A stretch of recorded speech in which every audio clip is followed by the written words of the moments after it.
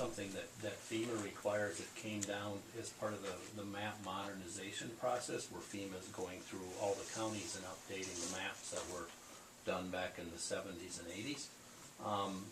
And they started that process about the same time. There was a lot of concerns with levees, like the New Orleans situation, and they established a requirement that any areas protected by levees need an engineered review of it to basically, determine whether they meet FEMA standards. So that's the requirement, the process that we're going through with that.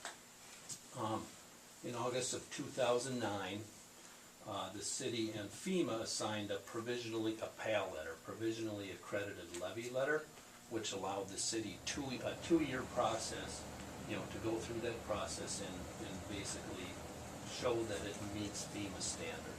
So that period ends August 25th of 2011. So this whole process is going towards getting the levy accredited to demonstrate that it meets the standard and adequately protects the residents and the buildings and that. So the process that URS was involved in, and I was the project manager on that process when I worked at URS, was to do that review. We looked at did a lot of borings, survey that type of stuff to determine if there was any corrective measures needed. And basically that process determined that there were two issues with the levee. There were some spots where it wasn't high enough. The most notably is north of the highway bridge over Rush Creek. There's a big section there, kind of across from the school district buildings there, just north of the bridge, that's about 1.5 feet too low in some spots. So that has to be raised. There's a couple other minor spots where it's fairly insignificant raises, but that needs to be done. Question, would that be on the west side or the east side of the highway? It'll be on the north side. The plans for the levee showed the levee ending at the north abutment of the highway bridge. On the west side of the bridge? Yes, and then it said levee to be raised by others. Well, the Highway 43 has been, upgraded several times and it's never been raised. So as part of the process before, we talked with MnDOT about the possibility of just raising the roadway, and they had some concerns with that because they felt that having the roadway and the levee part of the same system may not, they didn't want to do that, because their thought was, hey, they felt they might have to change the operation of the roadway to meet levee requirements. So the plan at this point is to build it on the east side of the roadway right now.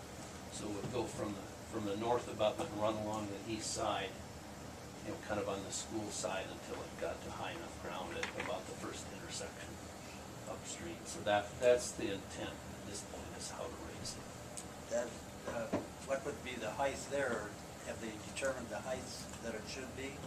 That it would be? Yeah, that's been determined. I think that the highest would be about 1.5 feet. Above the highway level? Yes. Possibly? Yeah, and that would be the highest point. There'd be points where it would be less than that.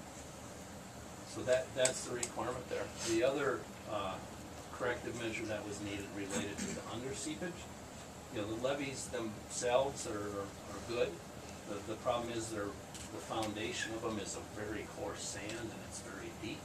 So what can happen during a flood is you get a lot of seepage through there, and FEMA has a standard that they require a certain factor of safety, that when you get that seepage, the concern is if it's enough, it can cause boils or kind of a blowout of the downstream toe of the levee. So an analysis of that was done, and it was discovered there were certain areas that didn't meet that standard. So the corrective measure there is to dig a trench, fill it with coarser sand and gravel material, and then up to the natural ground, and then resod it. The thought there is that will kind of provide a relief system or provide an outlet for those seepage waters, so that they can safely be conveyed to the other side of the levee. So it would be, when the project is done, it should look just like the ground does now. A trench is dug, there's granular material put in there, and then it's covered up.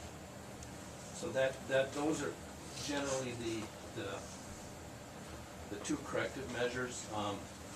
If it's not certified, the area would be protected by the levee would be mapped in the 100-year floodplain.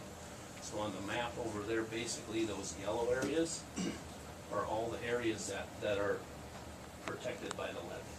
So if this certification process isn't done, then those yellow areas essentially become mapped in the FEMA floodplain. The implications are the insurance rates of anybody buying flood insurance go up several, multiple, 2 to 3 times. Anybody purchasing or anybody getting a federally funded mortgage